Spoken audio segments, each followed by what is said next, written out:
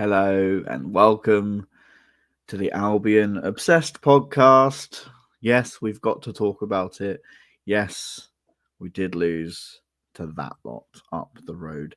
It's been a crap week in the world of Brighton of Albion, but let's try and get a few things off our chests, have a little bit of a cathartic experience, and have a little bit of a moan together, shall we? Let's see who we got on the show. We welcome back Mr. Aaron Stevens. It is so good to see your face. How are you? Hello. How are you? All good, mate. All good. Good. Not as sunburnt as you. Yes, I've been out in the sun all day. I've been out in the sun. I didn't wear sun cream, so it's my own fault. It's my own fault. Rookie mistake. You must do better, Aaron. Yeah, very true. Let's see who else we got on the show today. We draft in Andrew yet again, saving the day through last minute substitution, getting the nod to start the game today. How are you, Andrew? All right? Yeah, I'm not too bad, mate. Not too bad at all. Yeah, just we'll certainly speak about this game and see what hopefully keep it nice and calm.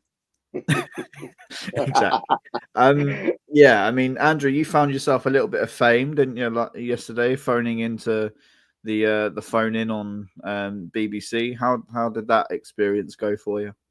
Yeah, it wasn't too bad to be honest. I did the BBC. I also did Radio 5 Live as well for the 606 show. So yeah, it wasn't too bad. Tried to. There was a little bit of negative on the first one, but tried to kind of make it a little bit more positive on the second one. But yeah, I love really enjoy doing them, and yeah, it's nice to be able to get your points across to Yeah. other places and stuff like that. So Get it off the chest, get it out into the universe, and then be done with it. yeah. I mean, let's see who we've got in the chat as well. We've welcomed back Michael. Hello to you, Phil, and Monu JIT0. Sorry if I'm saying that wrong. And Joanna. Hello, Joanna. How are you doing? Yeah, let us know all of your thoughts as we comment along. We are, of course, live tonight, so get your questions in, get your points across, and we will answer all of the questions you might have. And Rodders says, bonkers game. Yeah. One thing, Aaron, it wasn't short of was drama. I mean, the starting 11 was what it was. It didn't sort of matter because it went out the window within the first few minutes. What was your sort of take on the starting 11 and the beginning? Can't really have much to really say about the starting lineup. I don't think it could have improved it anyway, other than probably having Veltman somewhere in the squad, but obviously he's not fit. So we had what we had. Yeah, the first goal was such a poor goal to concede. Such a poor. It should never get to him in the first place. With 3 or 4 players round, what's his name, Eze, or whoever it was, and he plays it into Mateta. The finish is superb. I'm not going to. The actual finish itself was magnificent, but there's no way he should have been able to get that ball. There's like a Riley, Belieber, another 2 people round Eze, and somehow he still has the ball. That shouldn't happen in whatever level of football you play at. But the finish itself was superb. And to be fair, at that point, we weren't going to get anything. At that point, you can just tell they're way more up for it than we were from minute one. Yeah.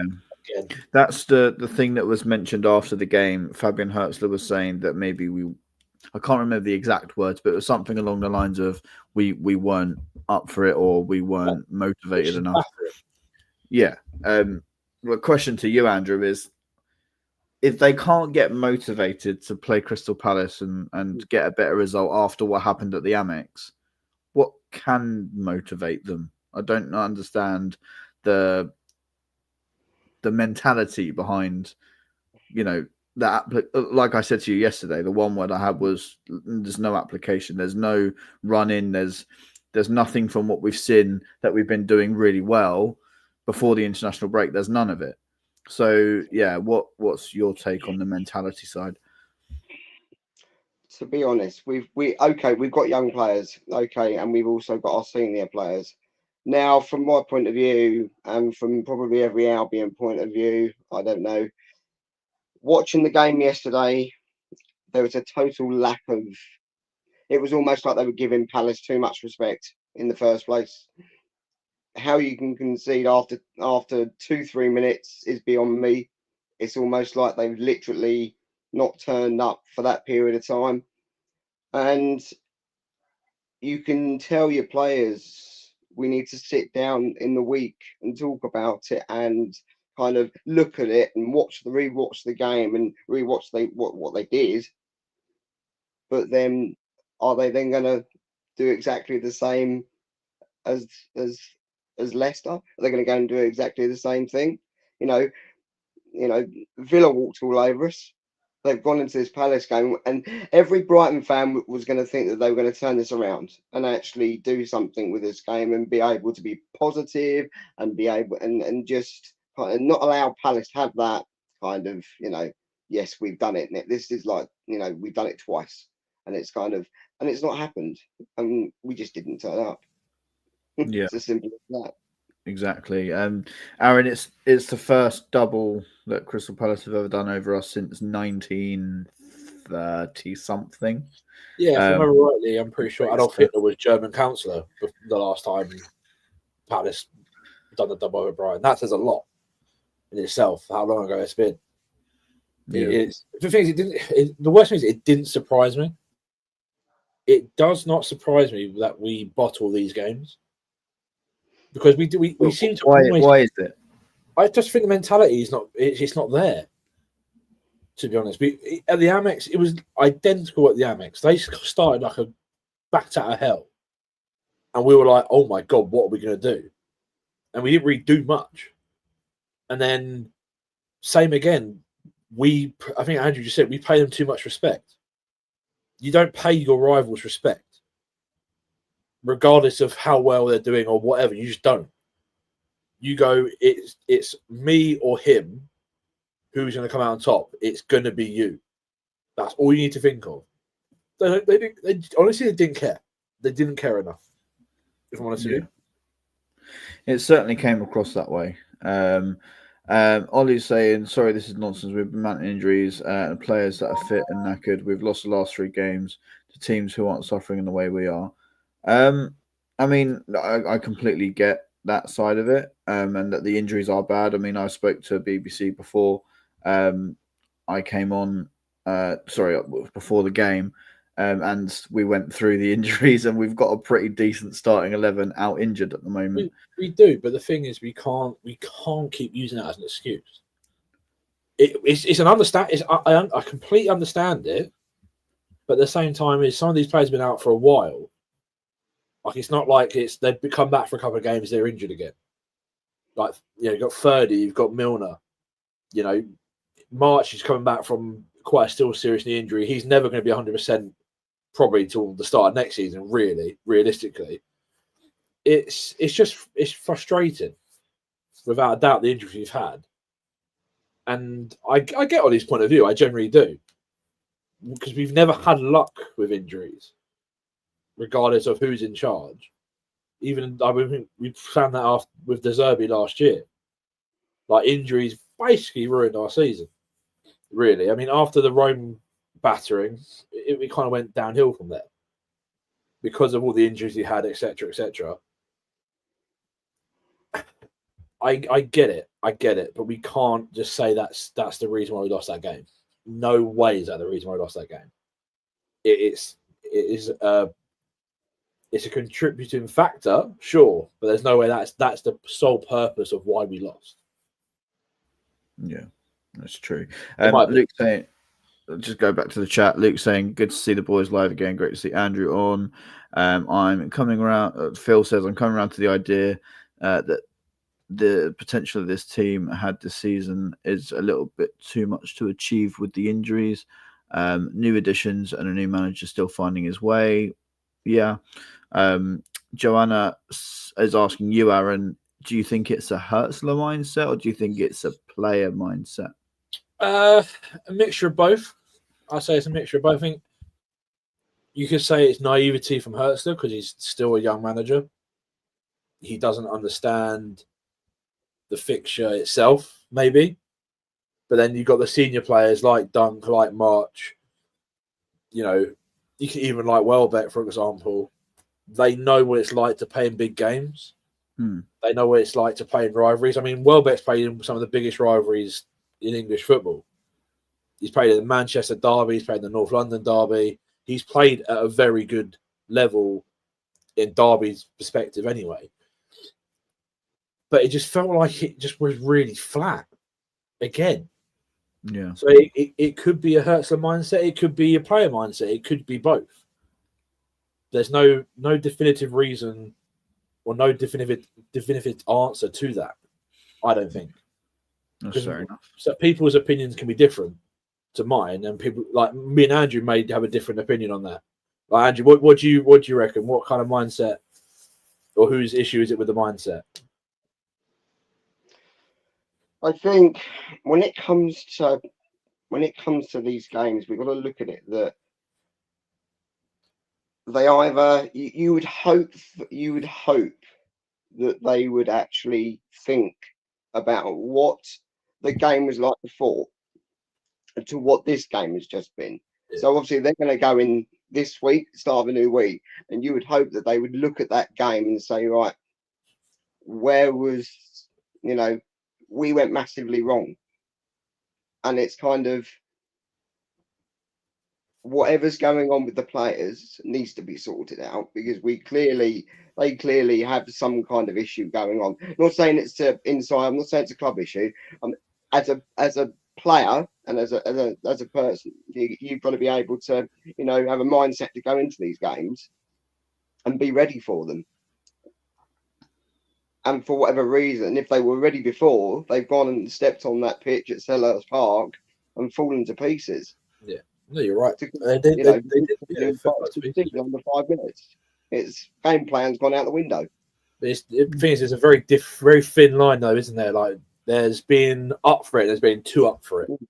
It's that really, really thin line, and I feel like we were below that line. The fact we were pretty cautious, you could say, really, and it wasn't until we were 2-1 down, fighting 9 men, it was the passion just suddenly just got a little bit over the top. Not over the top, but we've gone, there is a bit of fight, there is a bit of passion there. Aaron, do you think there's an element in this squad where a bad thing has happened, like going out of the FA Cup? That must have been a big mental blow for them, especially the way it was. Do you think there's something in them that they can't sort of fight back from that mental blow? I mean, they're going to have to. Yeah. That's the thing, they're going to have to. All professional footballers go through issues in going out of cup competitions or whatever. I mean, look at Liverpool, for example. They went out of the Champions League, and it's kind of impacting a little bit because they've not been great in the league really to a certain degree since they come out of that. It does take a mentally strong team and set of players to get through quite unfortunate circumstances. Losing on penalties is never nice, so Diego and Hinch will probably feel that probably for a while. No doubt Solly probably feels it after the Charlton and United fiasco last time out. But unfortunately, that's just football. That's just football. Sometimes things go for you, sometimes they don't. And it's not in the horrible way, but just fucking switch on. It's in the past. You can't change the past. I sound like Rafiki. You can't change the past. You focus on the present and the future, regardless of what's happened in the past. You just have to focus on the next game. Where if we're still hung up about last weekend, then that's on us. That's simply that's just on the players. Because Hertz has said it, I think, after Wednesday. Yeah, that happened. That's now in the past. We can't change that. We have to focus on Saturday. Sorry. Okay, where was that focus on Saturday then? Like it's a really, like I say, it's a really weird feeling going this week, especially where it feels like it's just been a little bit of a non-event. Really, like I turned up to Wednesday, I knew we weren't getting anything out of Wednesday. Like I just said, we'll have to make changes. We're going to be leggy. It's all these things were going against us. and it showed. And it was just sort of the same yesterday. Like it was a bit like I was saying to my mate who's a Palace fan. It's like I'm not confident in this. Like I'm really not. I know I'm always a negative person, but there's a bit of a vibe at the moment where I just don't feel like it's clicking. You know, it's a really weird vibe. I'm not like, because for me, like looking back before the international break, we had a really good run, 7 games unbeaten, 6 games we won on the bounce in all competitions, a really good battling draw against Man City. But then I think we played differently then. We were playing against teams that were attacking us, and we could soak up the pressure, and we could catch them on the counter. And I feel like that's the way this squad thrives at the moment. And then playing against, obviously, Villa are a good team, don't get me wrong, and we had moments in that game where we could have gone, could have drawn. And yeah, Michael's saying after the 7-0 hammering, and it's that reaction we want to see again, Andrew, isn't it? After a FA Cup disappointment, a hammering by Villa towards the end of it, they were all over us at the end, and then not being able to beat a 9-man Crystal Palace side. Granted, we also got a red card a few minutes after their. How long after was it? 10 minutes after. So we were playing against 9 men for a decent amount of time to throw the kitchen sink at it. The thing that really annoyed me about that aspect was, at that point, we should have absolutely 100% been throwing the kitchen sink at it and leaving 2 players up from when Palace had a free kick, because we had that man advantage and we just seemed scared to make mistakes. And I feel like after these mental blows that the team plays with that fear of making a mistake. Andrew, do you agree with that, or do you think that we had to approach it in a structured way? The problem is, I think we have to. I think every game we go into, we have to, forget about the FA Cup, forget about Villa. We've come out the other side of this game. Watching it yesterday in the fan zone with a wonderful amount of people, and you could see the expression on people's faces, and they were really kind of, frustrated and everything else. And it was kind of, and the way they were playing that game is as if it was just, they were frightened. Too much respect was being paid to Palace, like I said, and they weren't, and there was a lot of errors from our point of view. And when you look back at that game, you can see the amount of space that Palace had. And you can see that we were almost like a little cluster of players in one area at one point in the game, or many points in the game. And when you're watching it, you're saying, you've got to move that ball faster. You've got to get it up the pitch. Because if you don't, Palace are going to come onto you. Any team will come onto you when you start slow as a team. Any team that you're playing will come at you, and that's exactly what Palace were doing. Exactly what Villa did, and you've got to do something. They've got to look at it. They've got to refresh themselves, and they've got to try and pick themselves up again, ready for next Saturday. Because we've got Leicester. And we have to do something with that game.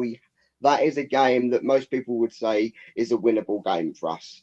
But the way we've been playing at the moment, we really do have to be really kind of open-minded and say, right, how are they going to approach it? Because that's 3 points on the board if we play well enough. Yeah, very true. Aaron, I mean, you're a coach. What would Coach Aaron do if his team are playing against 9? I know it's obviously very different levels, but how do you make that man advantage count? By moving What are the instructions? Quicker. Right, move the ball quicker, because there's no point smash it into the box because one, we're not going to win it, and two, that's what they want. They want the ball in the air. They can just attack it and get it clear, get it set up again.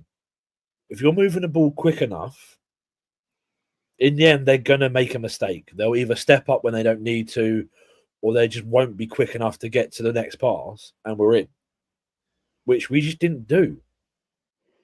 And I was watching my dad, and he was like, just get it in the box. I was like, what is the point? Like, there's no point at the moment getting in the box. You have to try and break it down. Unless you've got a pinpoint delivery where it's going to drop straight on Welbeck's foot or his head in between he was gone by that point, in between Joel Ward and fucking Billy from down the road. Like, there's no point. You have to, as long as the ball's moving quick and you're going forward with it, not just going side to side, because that's just pointless, then I have no issues. But it was just slow. It was just slow. And that's the annoying thing. It very much felt like watching Brighton under Potter again. Because it was just bang, bang, bang, bang, forward, bang, hoof, clear. Like that's it, for the last sort of 12 minutes of that game, we were never equalising. Never equalising. It just wasn't going to happen. You could just sense it, which is horrible. But it just felt like Palace knew what they needed to do and they'd done it, where we didn't know what to do, and it kind of showed. Exactly that. Andrew, a point I want to bring up that happened sort of towards the end of the game with Van Hecke's red card. And I hate. I'm not saying this to pile on one singular player, but I'm extremely frustrated at the moment with Mats Vifa. If you look back at his contributions over this season, I think there's been a lot of points dropped due to certain mistakes or shortcomings from him. For example, the Wolves pass and they went up the other end of the pitch and scored, lost us 3 points. 2 if you want to be pedantic. Against Aston Villa, he found himself on the deck after someone grazed his face and wouldn't get up to bust a gut to run back. And then he tries the most ridiculous dink of a pass back to Van Hecke, which puts him in incredible amounts of danger. And he has to make that challenge and get sent off.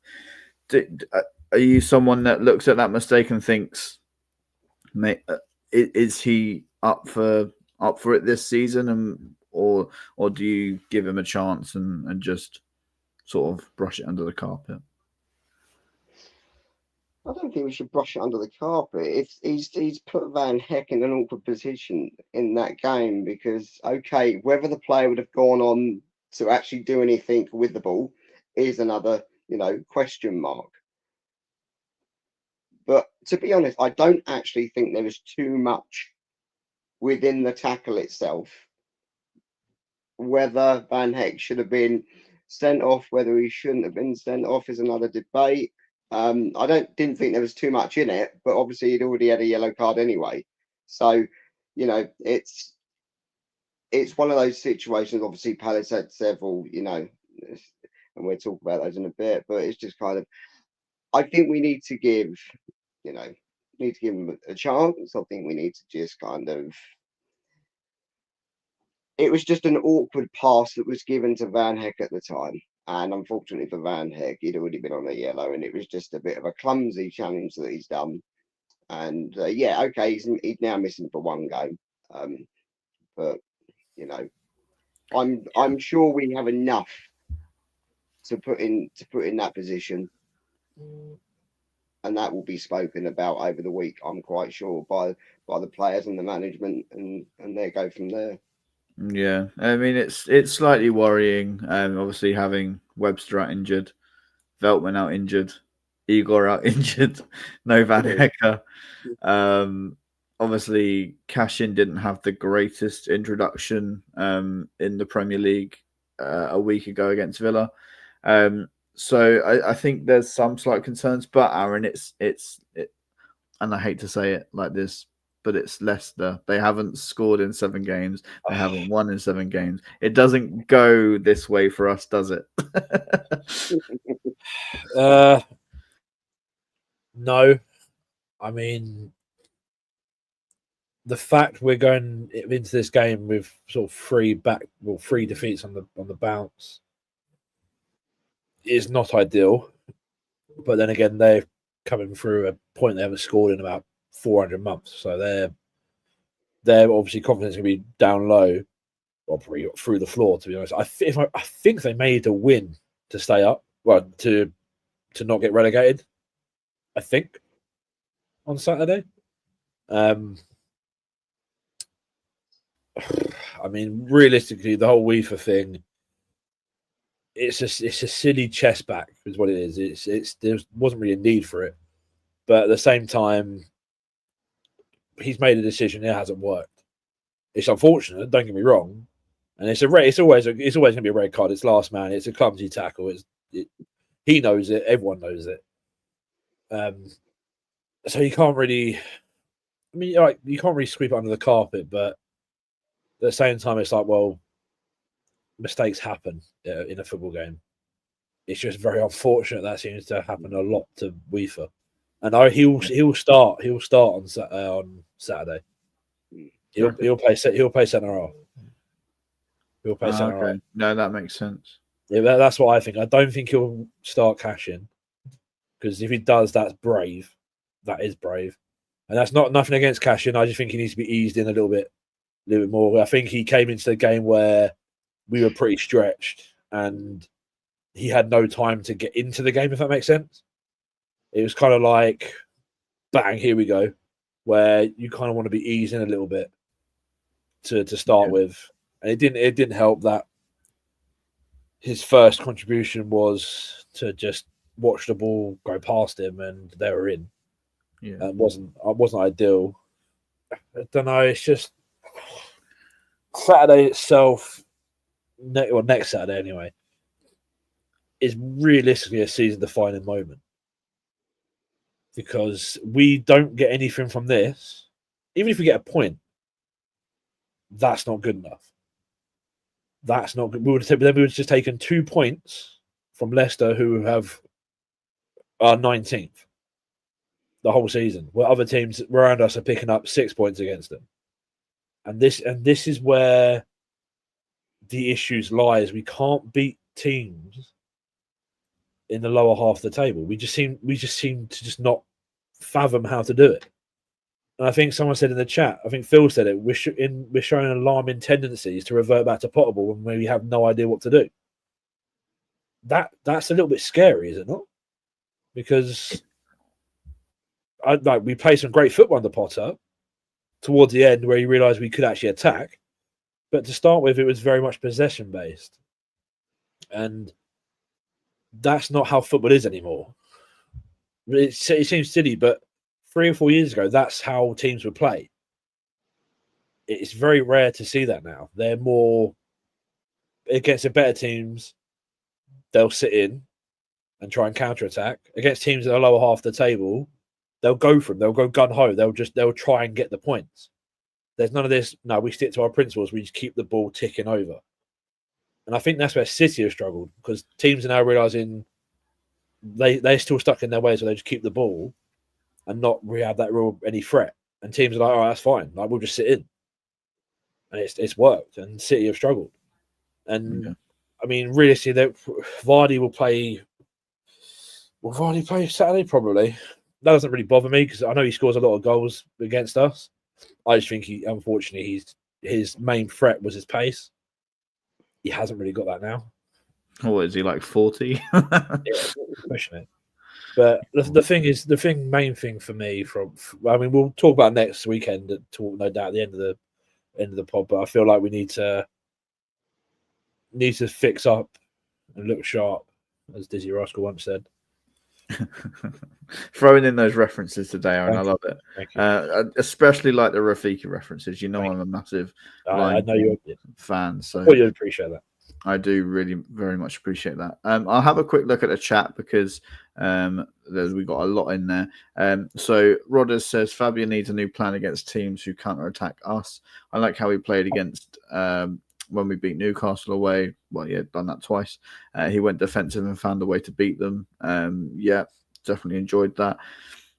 Michael saying when 9-man Palace had a corner, we had everyone back. When we played Arsenal, we left 2 men up at corners. Yeah, for me, Michael, it's those little silly decisions that certainly irk me and raise question marks around the decisions that have been made. The scary thing is, right? I noticed this again on Saturday. Sorry to interrupt you, Joe. But when we have an attacking corner, why do I always feel like we're going to concede? Like when we have an attacking corner, and I'm like, yeah, no, I don't like this. Like, yeah, I just don't feel confident that we're going to first beat the first man, which is becoming more and more of a fucking regularity. Just get it over the. It's not hard to deliver a ball over the first man. We don't seem to do it.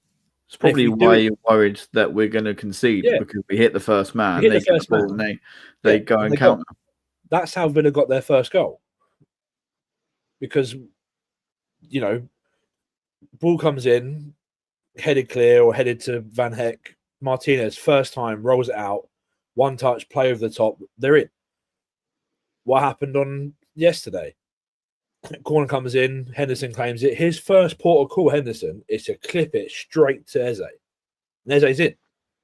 And he's thinking, how has this happened twice in a row? Like, common sense would tell you to set up a bit better defensively first. Because realistically, it's an opportunity for us to score. Yes, I get that. But be a bit sensible. It's happened twice in a row. Keep an extra man back. It reminds me a lot of something I said when we had, in quick succession, the Wolves mistake and drew to all, and then the Leicester mistake and drew to all. I said at the time that Fabian is learning and is having to learn the hard way at times this season. I think that it still remains true. Andrew, do you think that obviously Bloom is patient enough to stick with him? What has been your overall sort of thoughts on Fabian's? I don't want to call it. Yeah, I'll call it immature mistakes and not learning quick enough. Sometimes maybe that's then gone on to cost us a few more points than maybe it should have. What's been your overall sort of thoughts on Fabian? Yeah, but you could say that about any manager in any league, can't you? Really, it doesn't matter. At the end of the day, he won he won the league that he was previously in with St. Paolo. He's come to our club and he wants to do right by this club. He wants success because he's already had it, and I think he's just got. And I think one way or the other, he will get success one way or the other, and hopefully it will. This club will do him proud. He could have turned this club down and said, "No, I'm not coming," but he didn't because he wants to. He knows he can get the best out of these players. He knows that the players they bring in, they might be young players, but he wants to give them an opportunity, and that's a good manager. He's got to work with the players that he's got, the ones that are fully fit, the ones that are coming back, and he's got to be able to make sure he keeps them fit and healthy. I know that's partially their responsibility too, but as a manager, he's still got to make sure that the team is fit enough. Each player is fit enough to be playing, to make sure that they can react on the pitch. And I don't think it's anything to do with him. I think this is individual players that are not performing and not playing the game properly. And there's a lack of consistency with them, because one minute they're playing okay and next minute they're not. Yeah, one thing I said after the result yesterday in the Mental Health United group chat was that it's been a consistent season of inconsistency, and I think you're spot on with that, Andrew. And it's frustrating when the inconsistency is there. It's because we know how much better we can do. Like, you know, I think this week has come off the back of a really good period for us, so that's why I'm not maybe losing my head as much as I was earlier on in the season, because we were just having a bit of a crap time of it then. So I think there is enough to see from this manager and these set of players that we're still in the race for Europe. It's not done. And as Aaron says, that defining moment is Saturday, is getting those 3 points and saying we're not falling away. We've had a really crap set of results this weekend where people have leapfrogged us and we're down into 9th now. Fulham had a shock result against Liverpool, but we can't rely on other teams. We can't let it be in their hands. We have to be picking up the points as and when they're presented to us. And if we don't do that, it's completely our own fault that we fall away from those European positions. But 8th, hopefully, will get you Europe this season. So I think we're still very much in the mix. I'm just going to have a quick look back at the chat because I've just got a point here from Phil saying, are we tracking a similar numbers of injuries last season, or do we have more? I think we have more, and I think we top the table for days lost through injury. I think a lot of that was down to Solly March's injury, and maybe James Milner as well. Why do we have so many injuries? Do they occur during training? I thought the club had hired professionals to help mitigate the injuries. Not wrong. I thought we did, but I mean, it's could be numerous things. Could be very bad luck. Could be anyway. To be fair, it can't be the poor state of a pitch, because Lancing is literally like playing football on a carpet. Like, it's divine. It's it's literally identical to the Amex.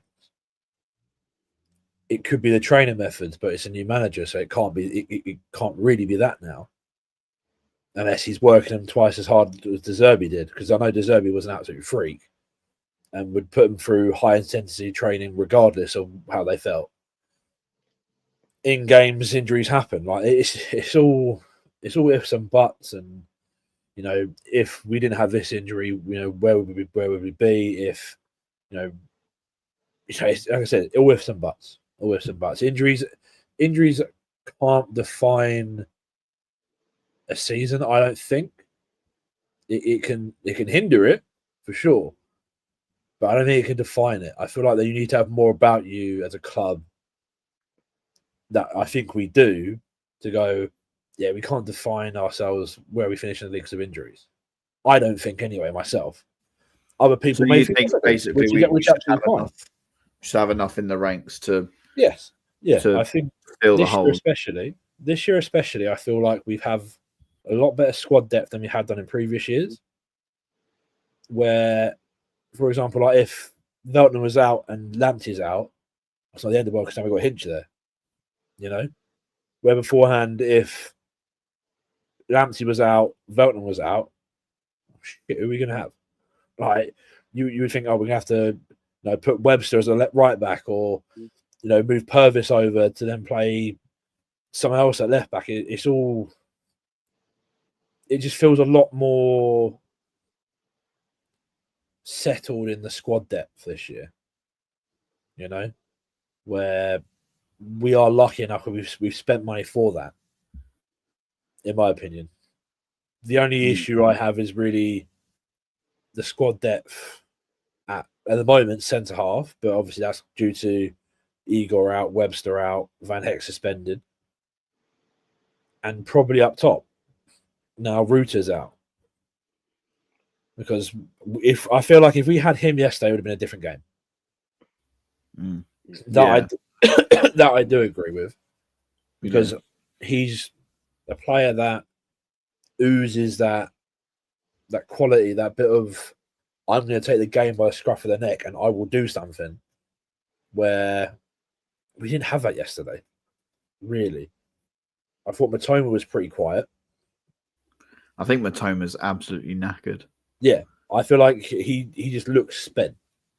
Yeah, he's played. Dingo came on and was next to fucking useless, which is I'm not his biggest fan anyway, so I'm not gonna go into that again. I think he's absolutely pony.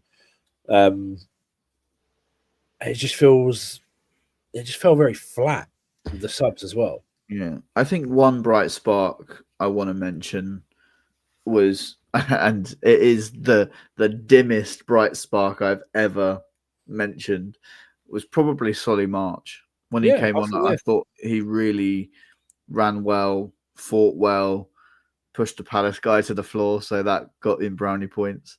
I think he's. I think he should start against Leicester. I think there's a genuine possibility that could happen. I think it would be maybe March and Dinger on the wings. That's what I think it will be. Or worse comes to worse, is we go Pedro on the left and March on the right, and then Welbeck through the middle. But the thing is, then who do we play in the 10? That's true. Because then, again, I didn't think he was great yesterday. No. As you know, probably Gruder, to be fair, because then you play Carlos and Diego in the 8. So yeah, makes sense. Yeah, makes sense. But I agree that is the bright spark yesterday. Sorry, Joe. That was a bright spark. Right. We'll talk about next week because I think everybody wants to forget about the Crystal Palace game now. Go on, one more point. One more thing. Welbeck's finish was a very good finish, by the way. Yeah, very good goal, good delivery, and a very good finish. It's true, and I thought we did okay in the first half and responded in a relatively okay way, but the rest of the game is what it is. Andrew, what are your feelings going into next week? And I mean, what do you think Solly is in for a start? Hopefully, it would be great to see Solly starting because I think he for some reason he seemed to uplift everybody. He brought something to that game yesterday, and I can't pinpoint what it was. I think just him coming on and being able to be a part of that game uplifted everybody at the terrace, uplifted everybody, all the Albion fans that were there watching the game at the ground at Selhurst. So I just think, he needs to start because he hasn't had much game time, and he needs to get him involved a little bit more. And it just he seems to be able to create something out of nothing half the time, even with those tiny little spaces pockets of space that he finds.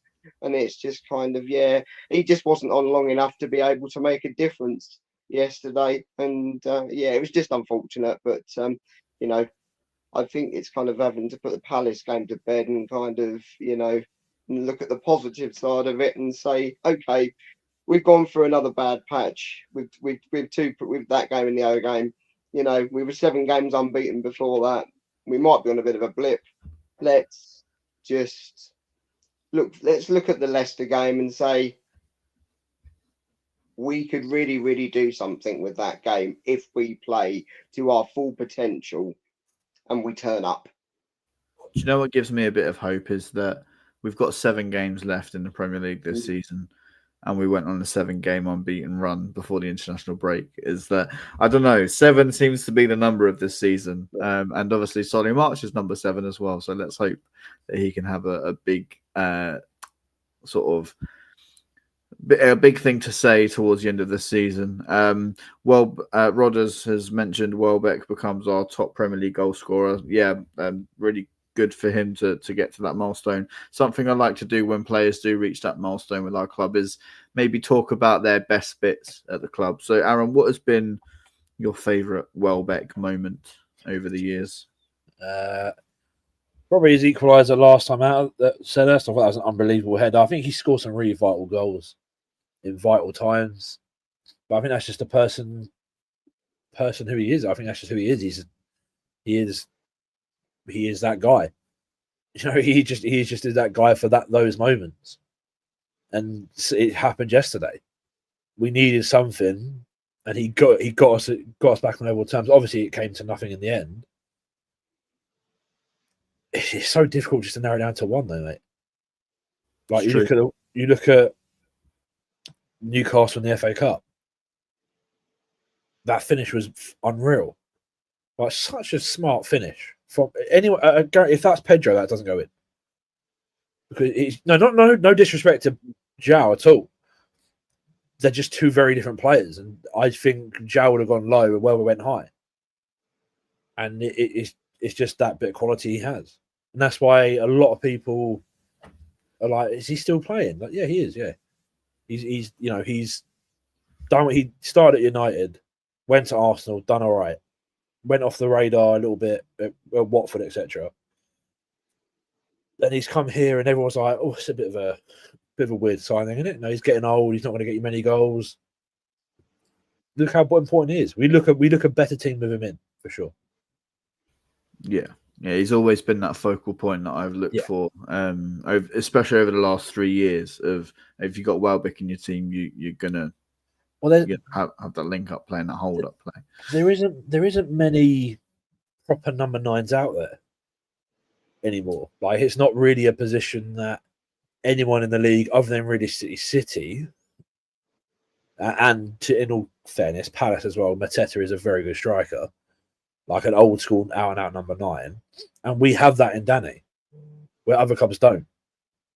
Like you go through Liverpool, haven't got real out and out number 9. United, they got Højlund, but he's useless. You've got there isn't many clubs. We're so lucky in that sense to have a player like Danny Welbeck at our football club. In that sense, definitely. Andrew, what has been your favourite Welbeck moment? Phil's mentioned.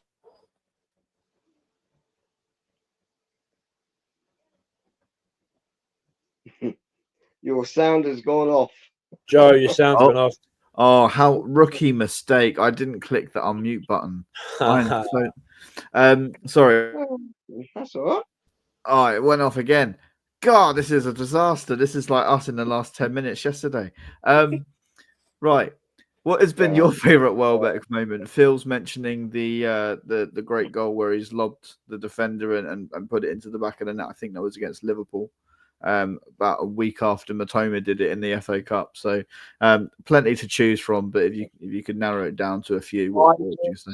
Welbeck has this knack of scoring goals. I'm not gonna point out any individual goal that he scored, but overall we are just very lucky as a team and a club to have him with us.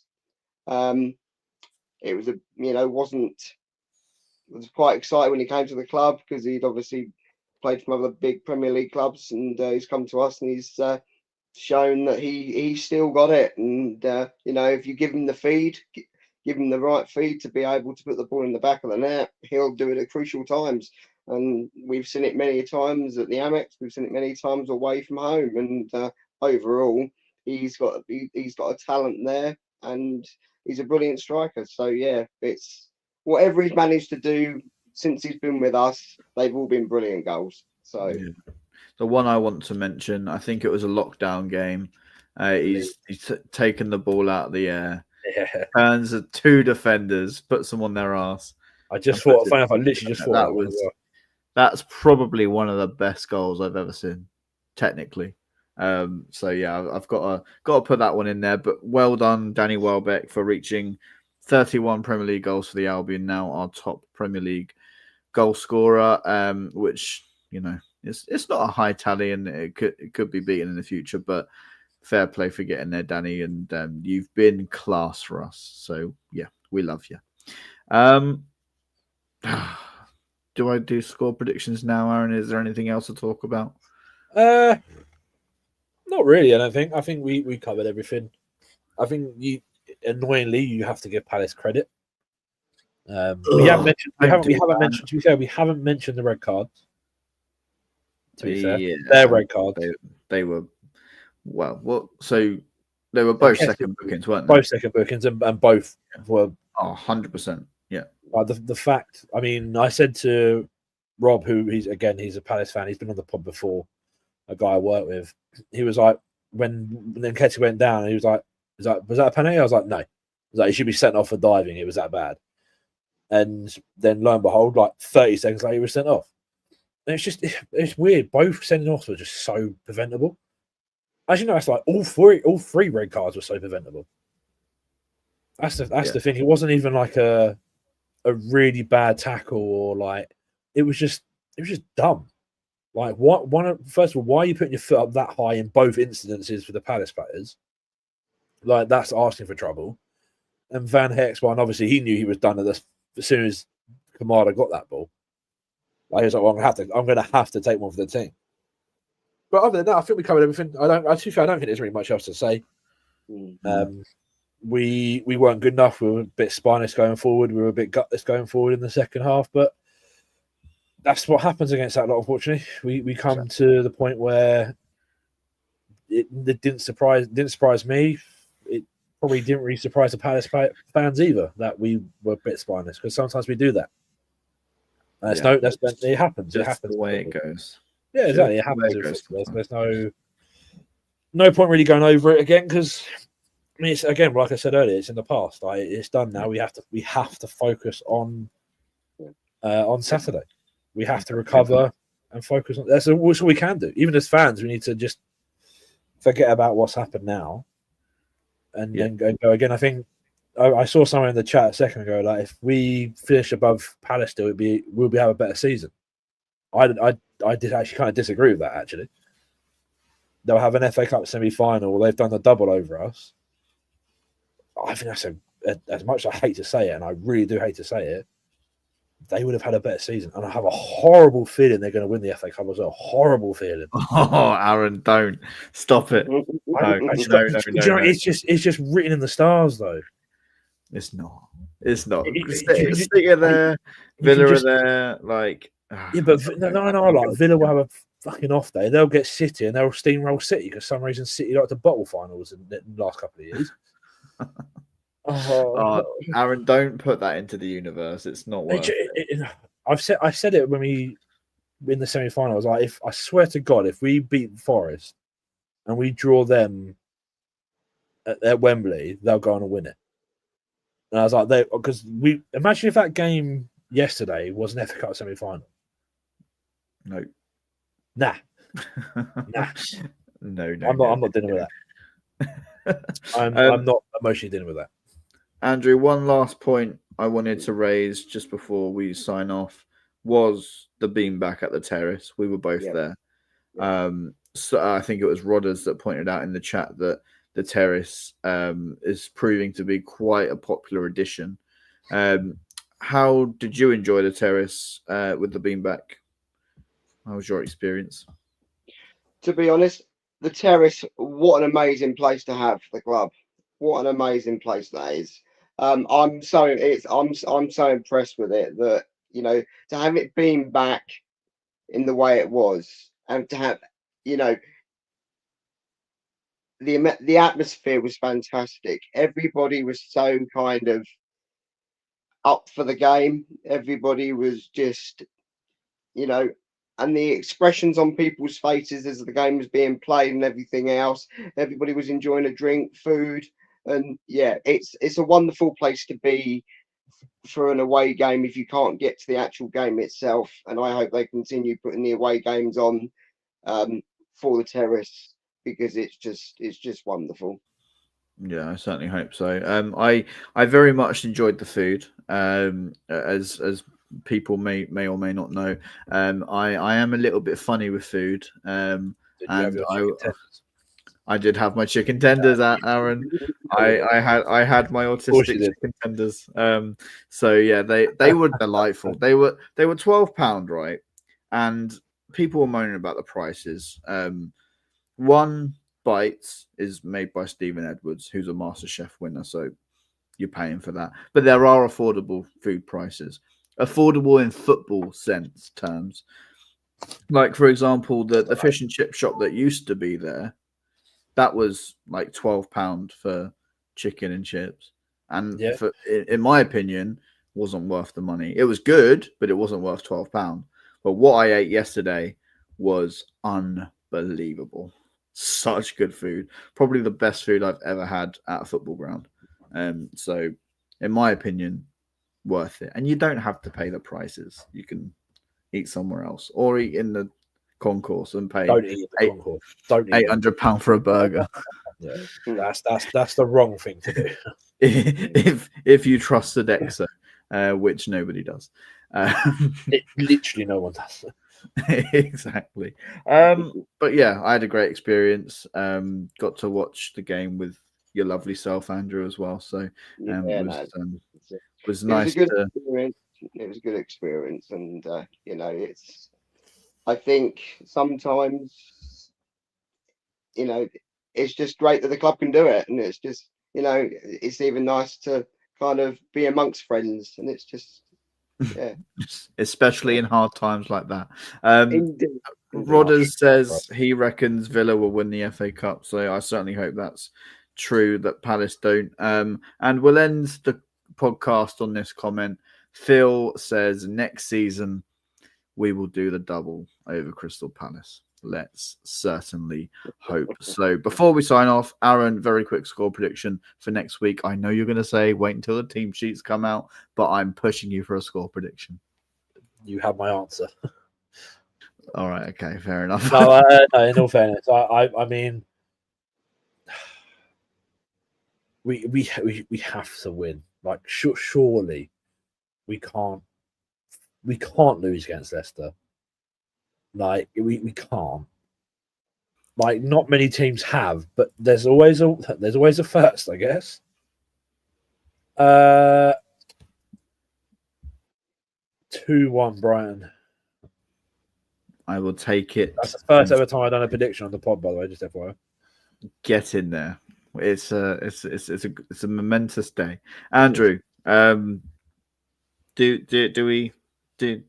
we dare to think that we could beat Leicester, who are nearly relegated? I'm just gonna put it out there, because at the end of the day, I can see us turning up. I can see us doing a really, really good job. And I'm gonna put down. But yeah, there is, I think Leicester will score just to rub it into the wounds. But I'm gonna put it down as a 4-1 victory. I will take that all day long. I am feeling that we will win, but I know that Brighton don't do things the easy way. I'm going to say a 1-0 scrappy win for the Albion, because that's just the way we do it. But other than that, I mean, I think we've done well. Phil agrees. A laboured 1-0 win for the Albion. Michael says 2-0 to the Albion as well. I think we've done all right today. I think we've not been overly wanting to not watch football ever again. Yeah, I mean, I've been surprisingly calm during this. We've smashed it. We have absolutely smashed it. I'm not even that bothered about yesterday. That's the funny thing. Yeah. Well, yeah, that's a whole nother story for another. Yes, we cannot go into this, Joe. We cannot go into this. End. Yeah. Somebody got the thing. Yeah. It was just anyway. It was just a bad day for the game itself. But overall, exactly. it's one of those, isn't it? You just take, you deal with the after result and move on to the next one, as Fabian would say. Yeah, take the positives. I mean, before we sign off, I just want to remind people that you can find us on Blue Sky at Albion Obsessed. You can find us on Instagram at Albion Obsessed. You can find us on Facebook. Just search Albion Obsessed. And yeah, we've also got a Facebook group on there. If you want to come and join that, it would be really good. Like, share. We do, Aaron. You should join it. Like, share, and subscribe for more incredible Albion content. Michael just put unusual, Aaron. Yeah, it's very unusual. I'm quite calm and collected over yesterday. He's a changed man. I'm definitely not. My head was on Mars yesterday, but I'm all right now. That's good. Maybe we just need to leave it 24 hours in between games to get. Is what it is. But anyway, yeah, smash that subscribe button and leave your comments, and have a wonderful week until we see you again, wherever you may be, whenever you may be. See you next time. Bye bye. Been a pleasure.